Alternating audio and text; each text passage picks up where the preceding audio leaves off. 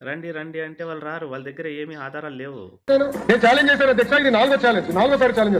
Time date మీరు fix చేయండి, debate కి నేను ready. I'm ready. In the house, out side the house, I'm ready. నేనేం పారిపోట్లా. మీలాగా నా పైన సిబిఐ కేసులు లేదు, మీలాగా నేను బెయిల్ పైన లేను. నేను అక్కడికి వెళ్ళాలంటే నేను కోర్టుకి వెళ్ళి పర్మిషన్ తీసుకోవాల్సిన అవసరం నాకు లేదు. అది మీకుంది, నాకు లేదు. పారదర్శకంగా నేను నిర్వహిస్తున్నా అధ్యక్ష. Come to the house and debate. I'm challenging you today.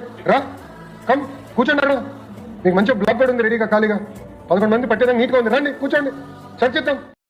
అరే బాబు, మేము అసెంబ్లీకి రాము అంటున్నారు కదా! సో మీరెందుకు వాళ్ళతో రండి, రండి, రండి అని పిలుస్తున్నారు?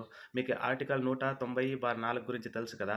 సో ఏ సభ్యుడైనా 60 రోజుల పైన అయ్యి అసెంబ్లీకి రాకపోతే ఆళ్ళతో సస్పెండ్ చేసే అధికారము స్పీకర్ గారికి ఉంటుంది కదా! సో సస్పెండ్ చేసి పారేయండి. ఊరికే ఎందుకు రండి, రండి, రండి అంటే అడుక్కుంటున్నారు? సస్పెండ్ చేసేస్తే అప్పుడే వాళ్ళన్నీ మూసుకొని వస్తారు. లేకపోతే ఇంకొకటి ఏమో చేస్తారు. దానిపైన మనం చర్యలు తీసుకోవచ్చు కదా! తీసుకోండి. సో ఇప్పుడు వాళ్ళు ఎమ్మెల్యేగా గెలిచినందుకు 2 lakhs సాలరీ తీసుకుంటున్నారు కదా! అది కూడా కట్ చేసి పారేయండి.